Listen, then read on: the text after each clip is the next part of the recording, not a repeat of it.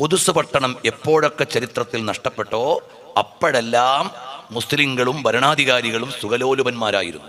എപ്പോഴെല്ലാം ഖുദ്സ് നമ്മുടെ കയ്യിൽ കിട്ടിയോ അപ്പോഴെല്ലാം നമ്മുടെ നേതാക്കളും ഭരണാധികാരികളും അള്ളാഹുവിനെ ഭയക്കുന്ന ആലിമീങ്ങളോ സജ്ജനങ്ങളോ ആയിരുന്നു.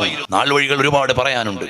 ഖുദ്സ് പട്ടണം എപ്പോഴെല്ലാം നമ്മുടെ കയ്യിൽ കിട്ടിയോ അപ്പോഴെല്ലാം നമ്മുടെ നേതാക്കളായി ഉണ്ടായിരുന്ന സ്വലാഹുദ്ദീൻ അയ്യൂബി റളിയല്ലാഹു അൻഹുവിനെ പോലെയുള്ളവർ ജമാഅത്ത് മുടക്കാത്ത, തഹജ്ജുദ് മുടക്കാത്ത മഹത്തുക്കളായിരുന്നു. നമ്മൾ എപ്പോഴാണോ ആഡംബരത്തിലും സുഖലോലുപതയിലും ആറാടി അള്ളാഹുവിനെ മറന്നത് അപ്പോഴെല്ലാം നമ്മളെ അവിടെ കൊല ചെയ്യപ്പെടുകയോ ഇല്ലായ്മ ചെയ്യപ്പെടുകയോ ചെയ്തു.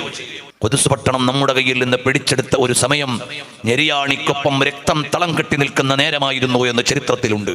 അന്ന് റോമിന്റെ പട്ടാള മേധാവിയോട് പട്ടാളക്കാരി ചോദിച്ചു, ഇവിടെ മുസ്ലിങ്ങൾ മാത്രമല്ല ക്രൈസ്തവരും ജൂതന്മാരുമുണ്ട്, ഇവരെ എല്ലാവരെയും വധിച്ചു കളയാനാണോ പറയുന്നത്? അപ്പോൾ മിലിറ്ററി നേതാവ് പറഞ്ഞത് എന്താണെന്നറിയോ? നിങ്ങൾ എല്ലാരെയും കൊന്നോളി, പിന്നെ പടച്ചോൻ തീരുമാനിച്ചോളൂ.